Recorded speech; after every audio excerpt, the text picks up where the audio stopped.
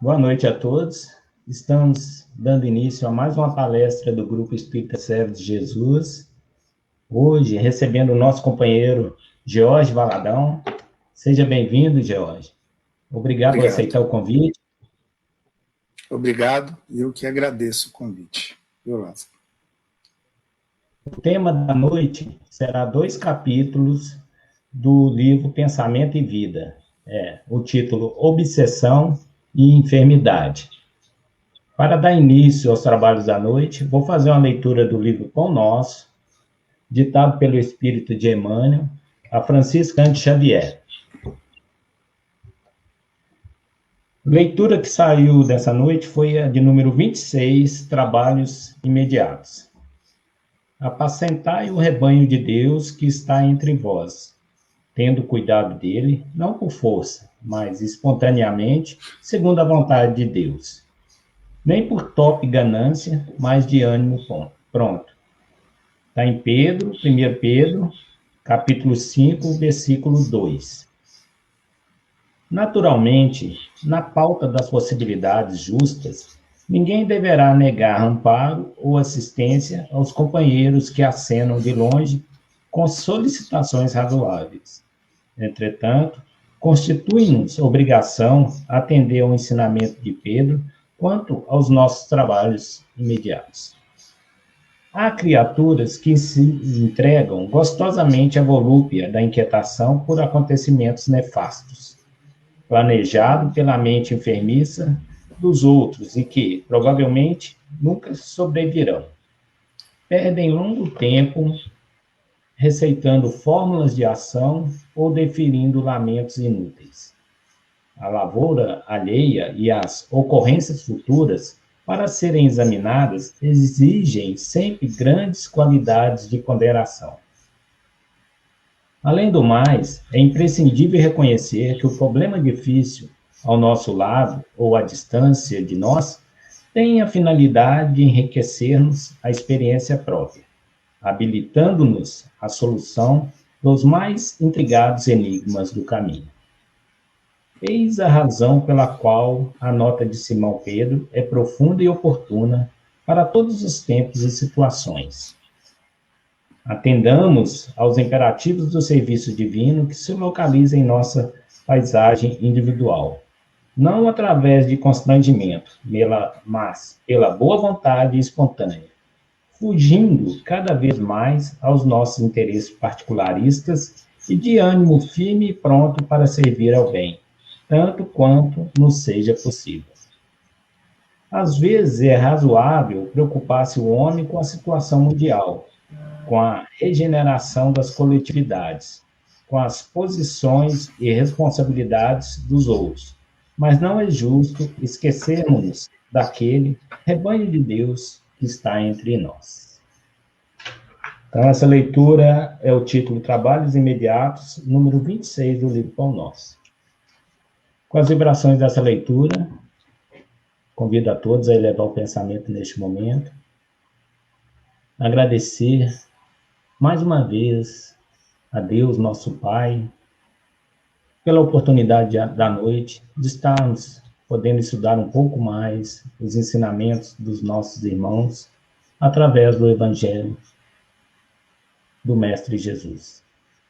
Pedindo sempre um amparo da equipe espiritual do Grupo Espírita Servo de Jesus, que possa equilibrar e dirigir os trabalhos da noite, intuindo o nosso orador e também adentrando a todos os lares que estarão conectados conosco, para que possam ser amparados da melhor forma possível.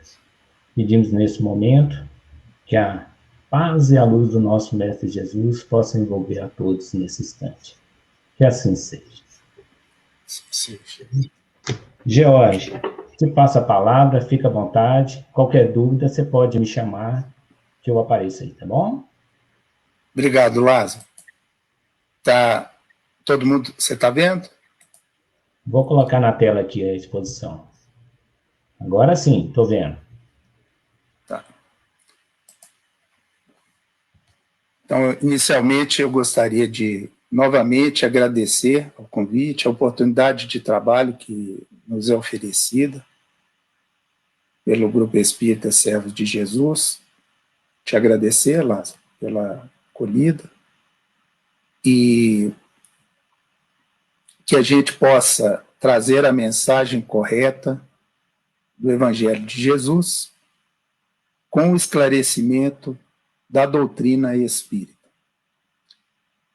Como você disse, Lázaro, nós vamos tratar de obsessão e enfermidade, que são 2 capítulos do livro Pensamento e Vida, capítulo 27, capítulo 28. Nós iremos, além de situar os pontos trazidos por Emmanuel, nós também iremos colocar algumas outras referências. Nós vamos seguir a nossa agenda, né, de trabalho, abordando esses tópicos aqui. Pensamento, o plano espiritual, obsessão, desobsessão, o caso da médium Isaura Silva, espírito, perispírito, corpo, enfermidade, chegada de André Luiz ao plano espiritual, mensagem Passando pela Terra, de Emmanuel, do livro Calma, e uma reflexão final. Então vamos iniciar. Vamos iniciar pelo pensamento. Essa própria obra aí nos mostra a importância do pensamento que Emmanuel nos traz.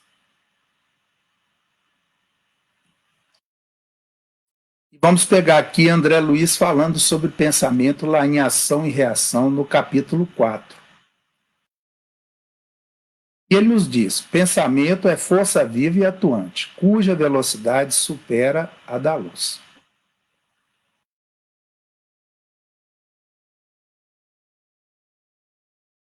Em Libertação, no capítulo 17, André Luiz também, através da psicografia de Francisco Cândido Xavier, vai nos trazer. O pensamento é, sem dúvida, força criadora de nossa própria alma. E por isso mesmo é a continuação de nós mesmos.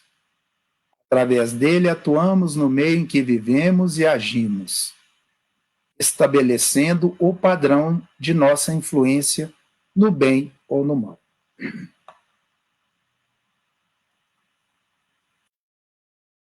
Kardec, lá na Gênesis, na obra A Gênesis, no capítulo 14, vai nos trazer: os maus pensamentos corrompem os fluidos espirituais, como os miasmas deletérios corrompem o ar respirado. Os fluidos que envolvem os espíritos maus ou que estes projetam são, portanto, viciados, ao passo que os que recebem a influência dos bons espíritos são puros, quanto comporta o grau de perfeição moral destes. E no prefácio desta obra, né, do Pensamento e Vida, Emmanuel vai nos dizer: o nosso pensamento cria a vida que procuramos, através do reflexo de nós mesmos, até que nos identifiquemos um dia, no curso dos milênios, sabedoria infinita e com o infinito amor, que constituem o pensamento e a vida de nosso Pai. Então, nós vemos aqui várias definições e em cada definição nós podemos enxergar a importância do nosso pensamento.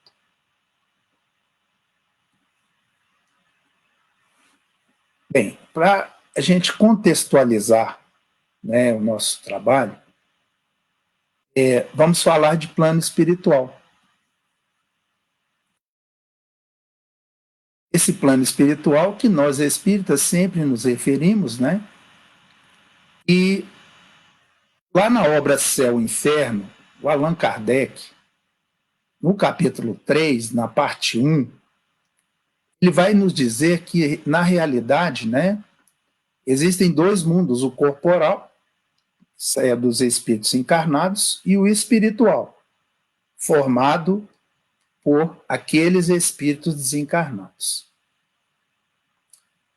No mundo corporal, devido à materialidade do envoltório, estão ligados à Terra ou a qualquer outro globo, já que sabemos, né, que há muitas moradas na casa do nosso Pai.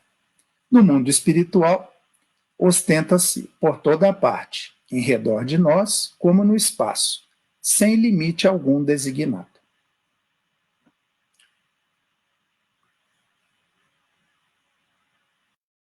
No Livro dos Espíritos, Kardec, lá no item 6 da introdução, ele vai dizer para a gente: o mundo espírita é o mundo normal, primitivo, eterno, pré-existente e sobrevivente a tudo.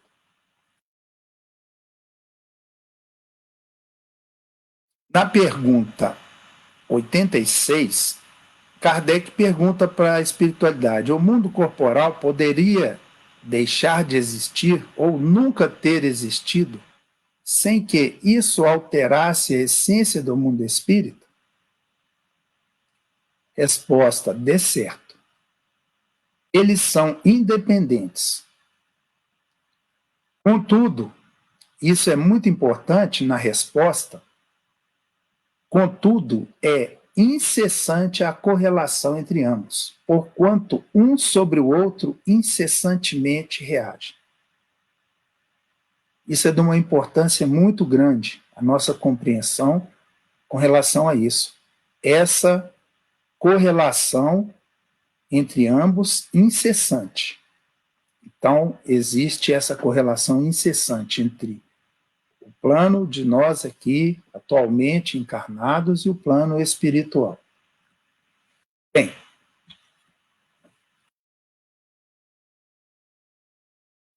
na pergunta 456, Kardec pergunta: veem os espíritos tudo o que fazemos? Aí a resposta, né, seguindo a linha do que nós, né, já estamos vendo, podem ver, pois constantemente vos rodeiam. Agora, cada um vai ver aquilo que dá atenção. Eles não vão se ocupar do que para eles seja indiferente.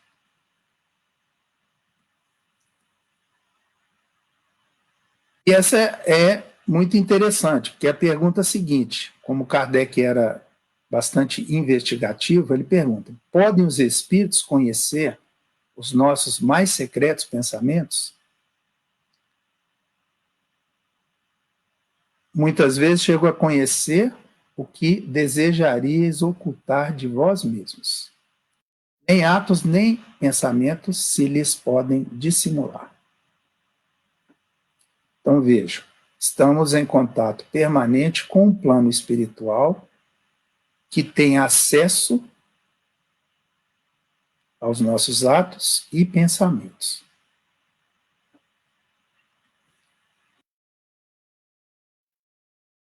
E aí é uma famosa pergunta que todos nós espíritas quase sempre lemos e relemos, né?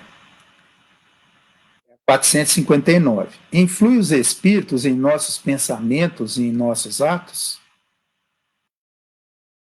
Muito mais do que imaginais. Influi a tal ponto que de ordinário são eles que vos dirigem. Ou seja, comumente, né, de ordinário, são eles que vos dirigem.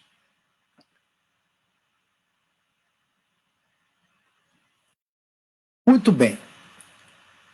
Se nós dissemos que existe um intercâmbio entre o plano corporal, o plano daqueles espíritos encarnados e o plano espiritual, como que dá esse intercâmbio? Como se dá? Incessantemente. Então vamos lembrar alguns pontos em que isso é incessante, né? Ele é incessante, então não existe momento para que isso aconteça. Então, nós vamos lembrar inicialmente do pensamento. tudo aquilo que nós vimos ali, da força do pensamento, nós vamos ver que o pensamento ele é importantíssimo nesse intercâmbio. No sono, quando estamos no sono e nos desprendemos, o espírito se desprende do corpo físico, esse intercâmbio ele é também realizado. E esse intercâmbio ele é realizado com espíritos protetores, aqueles que estão incumbidos de nos auxiliar, e com os espíritos obsessores, aqueles a quem temos diferenças, ou aqueles irmãos nossos menos felizes, que procuram muitas vezes nos tirar do caminho, né? Mas isso vai depender do nosso comportamento. Então, nós podemos estar no intercâmbio com espíritos de naturezas diferentes. Prece. Prece é uma forma de intercâmbio bastante poderosa, desde que nós, naquele momento, como Jesus nos pede, né, que a gente procure, na nossa individualidade, buscar ao Pai, né, buscar a nossa sintonia. Nas reuniões, sim. Agora, por exemplo, estamos em intercâmbio com o plano espiritual e muitas vezes a gente tem a ideia, né, principalmente quando entra ao espiritismo, que somente nas reuniões mediúnicas existe o intercâmbio, né? E nós estamos falando de reuniões, mas nós podemos ter também as reuniões normais, né? As reuniões que não sejam realmente reuniões, possam ser reuniões de trabalho, fora da casa espírita, enfim. No trabalho,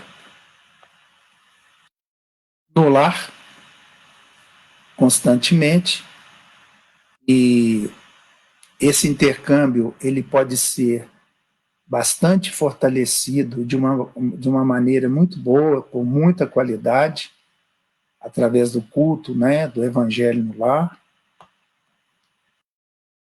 Na casa espírita, enfim, a todo momento.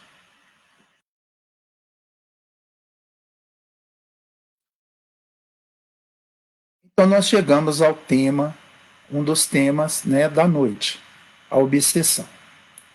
Nós vamos trazer aqui, inicialmente, alguns aspectos sobre a obsessão. Alguns deles até já trazidos na obra por Emmanuel, né? Capítulo 27. A primeira, está em Pensamento e Vida, né? No capítulo 27, Emmanuel nos traz: observando-se a mediunidade como sintonia, a obsessão é o equilíbrio de forças inferiores, retratando-se entre si.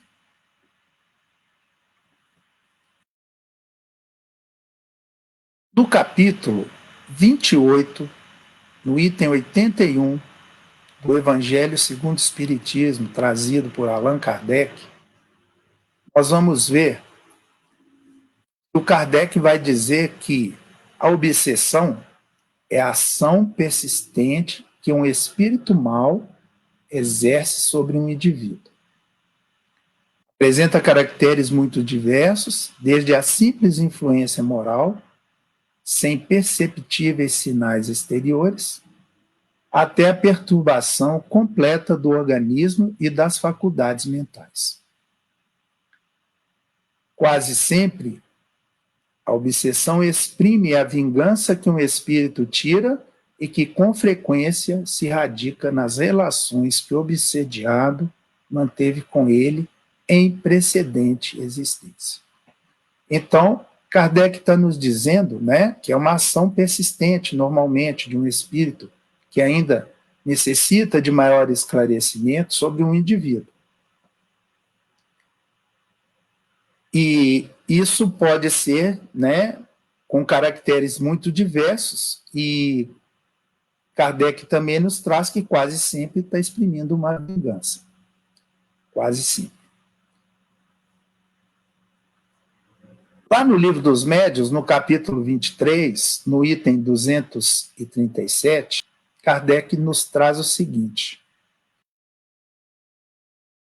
que a palavra obsessão é um termo genérico, né, pelo qual se designa essa espécie de fenômeno cujas principais variedades são a obsessão simples, a fascinação e a subjugação.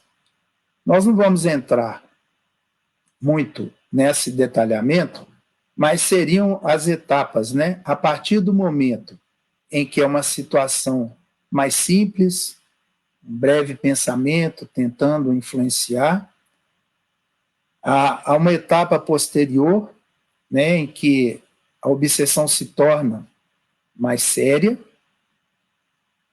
e, finalmente, a terceira etapa, que já é uma situação mais grave, né, que é a subjugação. Bem, a obsessão ela está presente no Evangelho, e nós vamos trazer aqui algumas passagens em que em que ela é citada. Lá em Lucas, no capítulo 8, versículos 1 a 2, vamos fazer a leitura para que a gente seja mais fiel, né, ao texto. E aconteceu, depois disso, que andava de cidade em cidade e de aldeia em aldeia, pregando e anunciando o evangelho do reino de Deus. E os 12 que iam com ele, e algumas mulheres que haviam sido curadas de espíritos malignos e de enfermidades. Maria, chamada Madalena, da qual saíram 7 demônios. Lá em Mateus, capítulo 17, versículos de 14 a 17, quando ele veio ao encontro do povo, um homem lhe aproximou e lançando-se de joelhos aos pés, disse: Senhor, tem piedade do meu filho, que é lunático e sofre muito, pois cai muitas vezes no fogo e muitas vezes na água. Apresentei-o aos teus discípulos, mas eles não o puderam curar.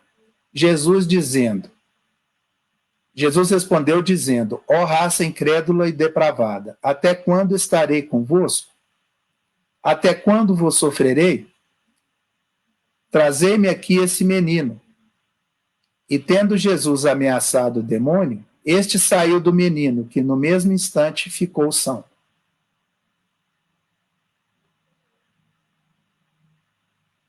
É o caso do menino lunático. Ao anoitecer, essa última passagem está em Marcos, no capítulo 1, versículos 32 a 34.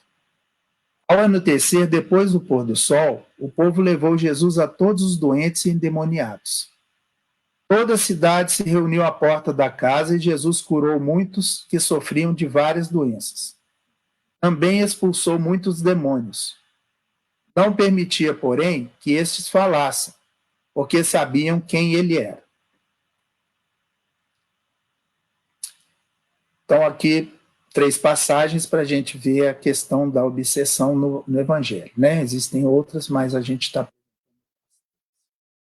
Bom, o processo, como se dá? No capítulo 27, Emmanuel, né, de Pensamento e Vida, Emmanuel vai chamar a atenção para a gente sobre o processo. E ele vai dizer o seguinte, que é um fenômeno de reflexão pura e simples. Que é muito interessante agora que ele vai falar que não é somente dos chamados mortos para os chamados vivos. Ele usa a palavra chamados, né? Porque, na essência, muitas vezes, aparece entre os próprios espíritos encarnados, a se subjugarem reciprocamente pelos fios invisíveis da sugestão. O que Emmanuel está nos dizendo é que não é somente, né, de desencarnado para encarnado, porque ele pode aparecer entre os próprios espíritos encarnados. E Martins Peralva, no capítulo 19, vai além.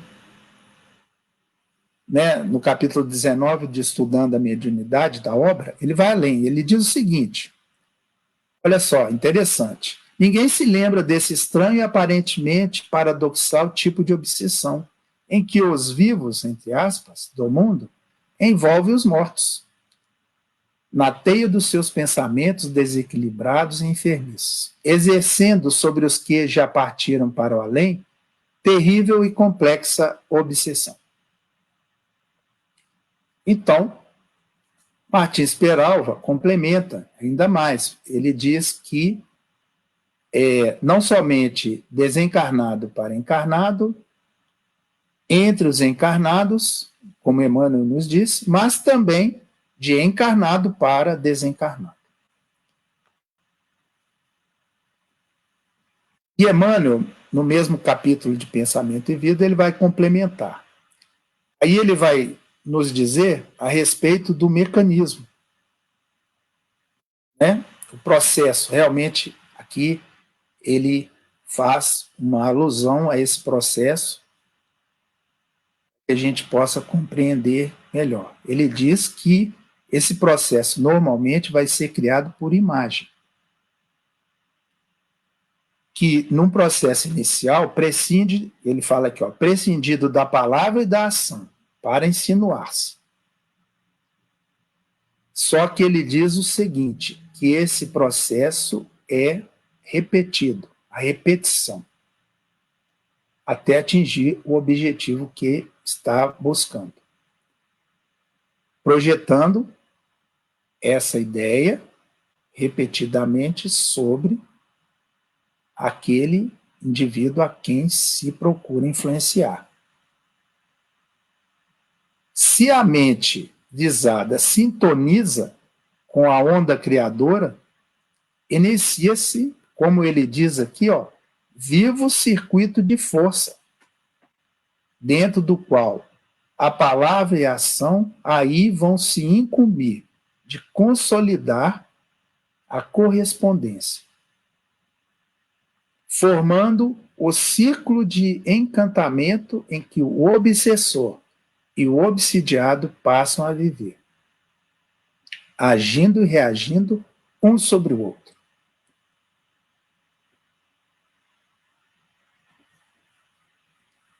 Falando ainda do processo, ele vai nos dizer que ele vai fazer uma alusão ao disco, né? Não aos discos mais recentes, ao CD, ao DVD, né?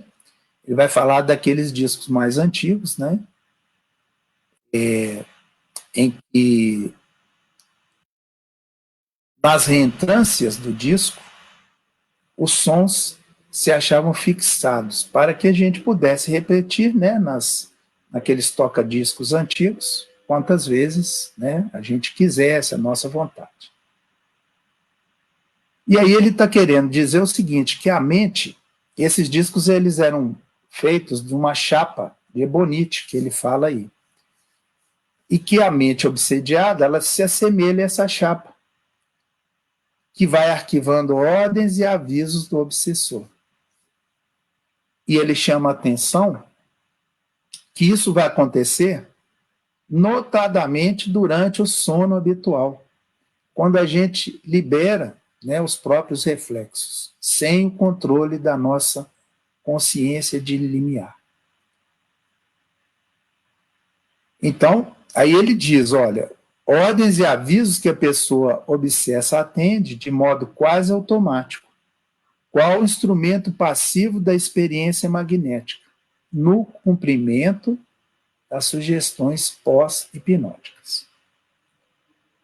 Então, ele chama atenção principalmente para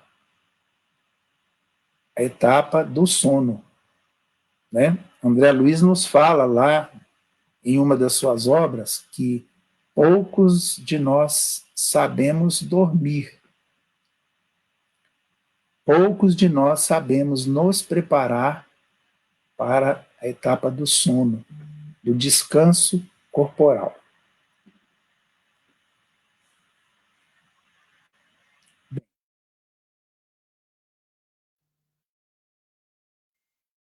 Ele continua: quanto mais nos rendamos a essa ou aquela ideia, em nós mesmos, maior força nos convertemos nela. E aí ele diz, o que isso pode trazer para nós? Ele diz, olha, isso pode trazer estranhos desequilíbrios, que vão se concretizar em moléstias, em desalento, aflição, loucura, depressão, muito em voga hoje. Divaldo Pereira Franco nos traz que hoje existe também uma pandemia na depressão. Ele cita lá que são milhões e milhões de pessoas hoje no mundo deprimidas. E normalmente, né, nós não podemos falar nunca sempre, né, mas normalmente pode estar presente algum processo obsessivo, alguma sintonia inadequada. E aí Emmanuel também nos traz que isso pode plasmar também o que? A crueldade, a morte. Toda obsessão, ela começa com um vago pensamento que nos visita. E aí ele faz uma comparação muito interessante aqui, ó. Vamos ler, né? Para ser fiéis ao que ele diz. Hoje é um pingo de sombra, amanhã é uma linha firme, para depois fazer-se um painel vigoroso, do qual assimilamos apelos infelizes, que nos aprisionam em turbilhões de trevas.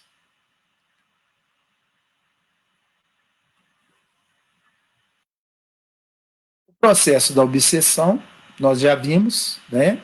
Ele pode começar simples e ir ficando cada vez mais complexo.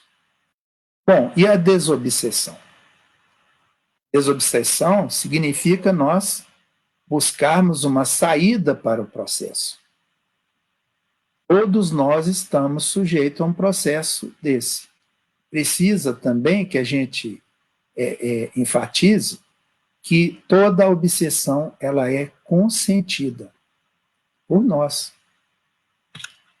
Então, para um processo de desobsessão, né, lá no Livro dos Espíritos, na pergunta 478, Allan Kardec vai perguntar o seguinte: pessoas há animadas de boas intenções e que, nada obstante, não deixam de ser obsidiadas. Qual, então, o melhor meio de nos livrarmos dos espíritos obsessores? Uma pergunta bastante interessante. A resposta dos espíritos: cansar-lhes a paciência. Nenhum valor lhes dá as sugestões. Concedem o tempo. E vendo que nada consegue, afastam-se. Muito bem, a gente poderia até dizer que em alguns casos nós podemos, com o nosso comportamento, com o nosso pensamento, com a nossa vontade em melhorar, porque o que a gente sempre observa nas reuniões mediúnicas, que os espíritos, mesmo estando numa condição infeliz, o que eles mais percebem em nós, eles conhecem as nossas imperfeições, né? Eles sabem das nossas imperfeições, mas o que eles vão perceber em nós é a nossa vontade em melhorar, a nossa vontade em acertar mesmo com os erros que nós cometemos. Então, isso é muito importante. E Kardec pergunta na seguinte, né, na 479, a prece é o meio eficiente para a cura da obsessão? Prece em tudo um poderoso auxílio, mas crede que não basta que alguém murmure algumas palavras para que obtenha o que deseja. Deus assiste os que obram, não os que se limitam a pedir. É, pois, indispensável que o obsidiado faça, por sua parte, o que se torne necessário para destruir em si mesmo a causa da atração dos maus espíritos. Essa pergunta e essa resposta são muito importantes para nós. E para a gente fechar, no capítulo Pensamento e Vida, né, no capítulo 27, do nosso estudo, Emmanuel nos diz: dar novo pasto à mente, pelo estudo que eleve e consagrar-se em paz ao serviço incessante. É a fórmula ideal para libertar-se de todas as algemas. Pois que na aquisição de bênçãos para o espírito e no auxílio espontâneo à vida que nos cerca, refletiremos sempre a esfera superior, avançando por fim da cegueira mental para a divina luz da divina visão. Nós vamos trazer aqui bem rapidamente o caso da médium Isaura Silva. Ele está lá na obra Libertação, no capítulo 16, trazido por André Luiz, com a psicografia de Francisco Cândido Xavier. Quem já leu vai se lembrar, né, que a Isaura Silva era uma médium com muito boas qualidades na cooperação, nas atividades mediúnicas. Mas ela se encontra, né, quando é lá no capítulo, sob um processo obsessivo, sintonizada com entidades menos esclarecidas que, ao perceberem um ponto de entrada, que era o seu ciúme, o seu exclusivismo, ela vai se sintonizar com essas entidades. E o que a gente observa? No trabalho mediúnico, ela conseguia ter uma boa sintonia com os espíritos elevados. Mas olha que interessante. No sono, mesmo com a casa, André Luiz vai nos trazer que a casa estava protegida, os espíritos não tinham acesso, aqueles espíritos não tinham acesso à casa, não era permitido a eles entrarem. Mas o que acontecia? Ela os procurava durante o sono. E aí eles iam falar para ela sobre as imperfeições do marido, que não era uma realidade, ele tinha imperfeições como nós temos, mas não aquelas que eles citavam. E, além disso, o que eles faziam? Criticavam a qualidade do trabalho mediúnico desenvolvido por ela. E aí o que nós vamos ver, mais quase ao final do capítulo, que a equipe espiritual, através de Sidônio, contando com o auxílio do marido encarnado, eles vão buscar resgatar a tarefeira, dando novos rumos para a sua caminhada. Bem, só para a gente relembrar, né, a questão do espírito, do perispírito e do corpo, porque nós vamos falar um pouquinho sobre enfermidade, né? Então, na pergunta 135, Kardec pergunta: há no homem alguma outra coisa além da alma e do corpo? A resposta: ao laço que liga a alma ao corpo. De que natureza é esse laço? Semimaterial, né? E Kardec vai dizer: é preciso que seja assim para que os dois possam se comunicar. Então tem que ter uma natureza intermediária. É por meio desse laço que o espírito atua sobre a matéria, e reciprocamente. Ele atuando sobre o espírito. E aí ele vai dizer: o homem é, portanto, formado de 3 partes essenciais: o corpo ou ser material, análogo ao dos animais e animado pelo mesmo princípio vital. A alma, o espírito encarnado, que tem no corpo a sua habitação. E esse princípio intermediário, ou perispírito, que é uma substância semimaterial, que serve de primeiro envoltório ao espírito e liga a alma ao corpo. Aí ele cita tal no fruto, o germe, o perisperma e a casca. Está lá, né, no Livro dos Espíritos. O corpo. André Luiz nos traz a respeito do nosso corpo que defende o teu corpo como quem preserva um recipiente sagrado para o serviço do Senhor.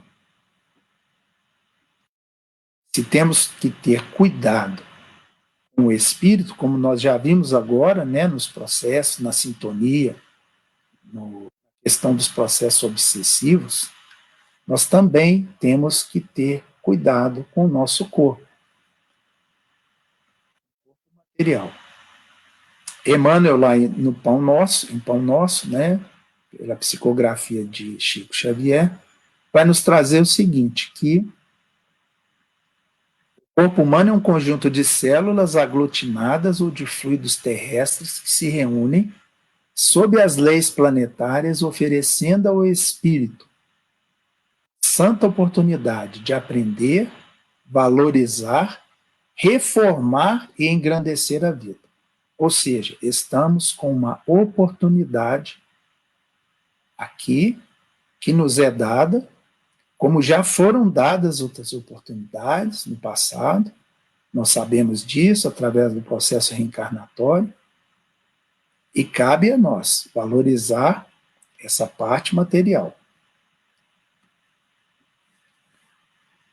Em roteiro, Emmanuel vai dizer que o corpo é uma bênção, mesmo que ele se encontre mutilado ou disforme. Porque isso proporciona uma oportunidade de aperfeiçoamento espiritual. E ele diz também que, normalmente, nós não temos conseguido colaborar na preservação e na sublimação do que ele chama aqui de castelo físico. Enquanto jovem, ele diz, estraga-lhe as possibilidades, de fora para dentro. Ou seja, as coisas que vêm do externo para o interno, né? Desperdiçando impensadamente, né, essa oportunidade, se prejudicando, prematuramente envelhecido. E quando com mais idade, aí ele vai se confiar à rebelião, e aí a questão já é mais a da situação de dentro para fora, né? Com os pensamentos, com os golpes mentais de revolta, injustificável, desespero. Aí ele nos diz que nós ainda vamos reconhecer essa grandeza, né? E que, normalmente, ao reconhecermos essa grandeza, nós vamos suplicar o retorno, né? Para a nossa renovação, e que é um instrumento, né? O nosso corpo é um instrumento, a conquista do progresso moral para a nossa ascensão como espíritos imortais que somos. As enfermidades, como que a gente pode dizer, né, sobre as enfermidades? Vou colocar todas aqui, porque estão todas no capítulo, né? Pensamento e Vida, no capítulo 28. Nesse primeiro caso aqui, Emmanuel vai nos trazer que a enfermidade, nem toda enfermidade está vinculada aos processos da vida mental. Mas ele diz o seguinte, que ele pode garantir, né, podemos garantir, que os processos da elaboração da vida mental guardam positiva influenciação sobre todas as doenças. E aí ele diz que as mutilações congeniais, as inibições congeniais, as mutilações imprevistas, aquelas enfermidades que são dificilmente curáveis, são provações necessárias, ou seja, elas são como medicamentos imprescindíveis para que a gente se socorra, como espírito que somos. E essa é uma questão que normalmente nós temos muita dificuldade para o entendimento. Mas ele diz mais, ele diz o seguinte, que os sintomas patológicos na experiência comum, ou seja, aqueles de experiência mais comum, na maioria esmagadora, são reflexos infelizes da nossa mente, operando os desajustes que vamos encontrar no corpo. Ele chama a atenção que toda emoção violenta sobre o corpo é semelhante a uma martelada forte sobre a engrenagem de máquina sensível. Toda aflição é como uma ferrugem destruidora. E ele vai falar também que não é aconselhável a gente utilizar a ingestão de substâncias, né, que nos aprisionam ao vício. Mas é imperioso também evitar os desregramentos da alma. Porque ali, esse desregramento da alma vai impor desequilíbrios muito grandes para nós. É o que nós já vimos anteriormente, né? Cuidar do espírito, cuidar do corpo. E aí ele diz, cultivar melindres e desgostos, irritação e mágoa é o mesmo que semear espinheiros magnéticos e adubá-los no solo emotivo de nossa existência. É intoxicar por conta própria a nossa vestimenta corpórea, nos estragando os centros de nossa vida profunda e arrasando, consequentemente, sangue, nervos, glândulas e vísceras do corpo. E a cura é uma questão bastante complexa e na pergunta 101 do Consolador, perguntam a Emmanuel, por que não será permitido às entidades espirituais a revelação dos processos de cura da hanseníase, do câncer, etc. O que ele nos diz? Que antes de qualquer... Ele volta a repetir que a doença incurável traz profundos benefícios. Ele ainda faz a pergunta, que seria das criaturas terrestres sem as moléstias dolorosas que lhe apodrecem a vaidade? Até onde poderiam ir o orgulho e o personalismo do espírito humano sem a constante ameaça de uma carne frágil e atormentada? E na pergunta 102, é perguntado a ele, podem os espíritos amigos atuar sobre a flora microbiana nas moléstias incuráveis, atenuando os sofrimentos da criatura? Ele diz, as entidades amigas podem diminuir a intensidade da dor nas doenças incuráveis, bem como afastá-la completamente, se esse benefício puder ser levado a efeito no quadro das provas individuais, sob os desígnios sábios e misericordiosos do plano superior. Então, é uma questão complexa, em cada situação será analisada, em cada situação, a questão da cura. Vamos apresentar também aqui um breve relato sobre a chegada de André Luiz ao plano espiritual. Quem já leu, né, O Nosso Lar, vai se lembrar perfeitamente, lá no capítulo 4, André Luiz, depois de passar 8 anos, né, no umbral, ele vai se encontrar com Clarencio e com o médico Henrique de Luna. E aí, Henrique de Luna examina André detalhadamente e faz o seu diagnóstico. Ele diz assim, não há dúvida, veio pelo suicídio.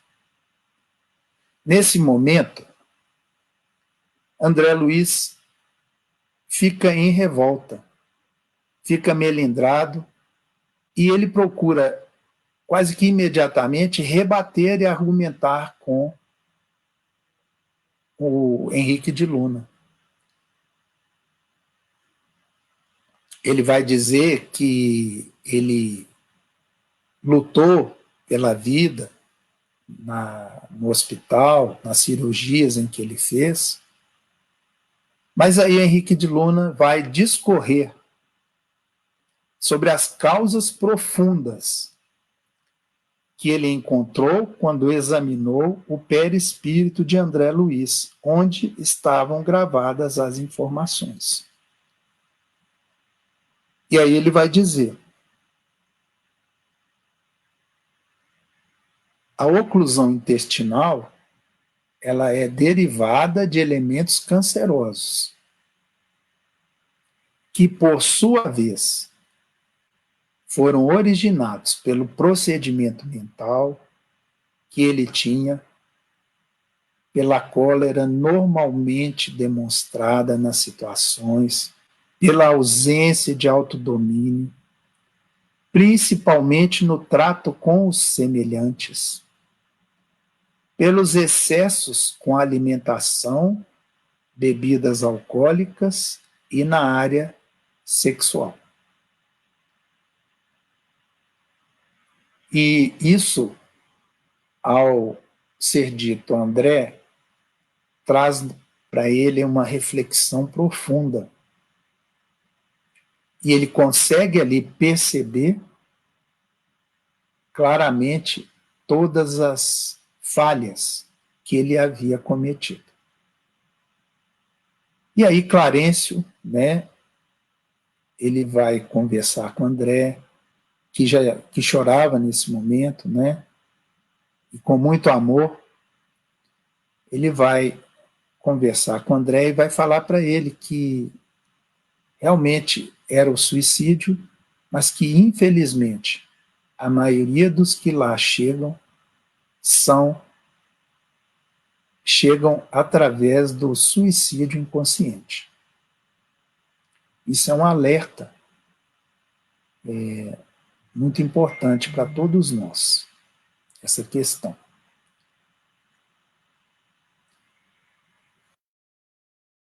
Bem,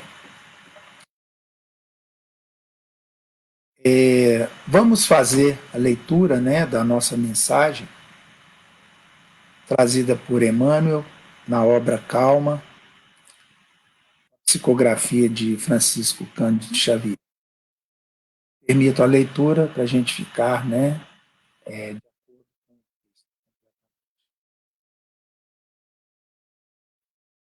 esse texto é Passando pela Terra. Sempre útil não te esqueceres de quando te encontras em estágio educativo na Terra. Não te esqueceres de quem te encontras em estágio educativo na Terra. Jornadeando nas trilhas da evolução, não é o tempo que passa por ti, mas, inversamente, és a criatura que passa pelo tempo. Conserva a esperança em teus apetrechos de viagem. Caminha trabalhando e fazendo o bem que puderes. Aceita os companheiros do caminho, qual se mostram, sem exigir-lhes a perfeição, da qual todos nós vemos ainda muito distantes. Suporta as falhas do próximo com paciência, reconhecendo que nós, os espíritos ainda vinculados à Terra, não nos achamos isentos de imperfeições. Levanta os caídos e ampara os que tropeçam. Não te lamentes. Habitua-te a facear dificuldades e problemas de ânimo firme, assimilando-lhes o ensino de que se façam portadores. Não te detenhas no passado, embora o passado deva ser uma lição inesquecível no arquivo da experiência.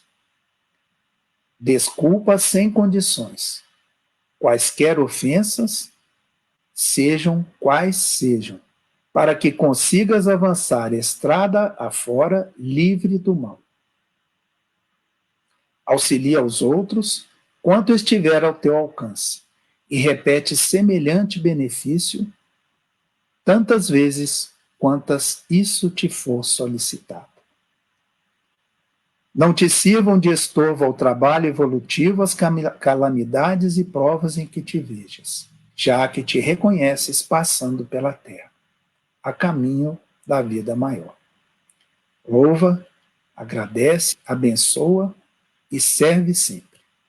E não nos esqueçamos de que as nossas realizações constituem a nossa própria bagagem onde estivermos, e nem olvidemos de que as parcelas de tudo aquilo que doamos ou fazemos na Terra, teremos a justa equação na vida espiritual.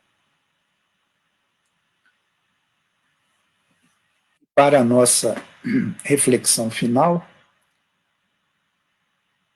vamos apenas refletir sobre o que nós falamos com relação ao pensamento, que a gente leve isso, né, daqui, todos nós, a importância do pensamento, o intercâmbio que nós temos com o plano espiritual, constante, a questão da obsessão e da desobsessão, a nossa sintonia, o espírito, o perispírito e o corpo, as enfermidades, muitas vezes criadas por nós mesmos, e principalmente que fique para todos nós a busca de um caminho com Jesus, que é o nosso mestre, o nosso guia, o nosso modelo. Muito obrigado a todos pela atenção e agradecemos novamente e que a paz de Jesus esteja conosco, hoje e sempre.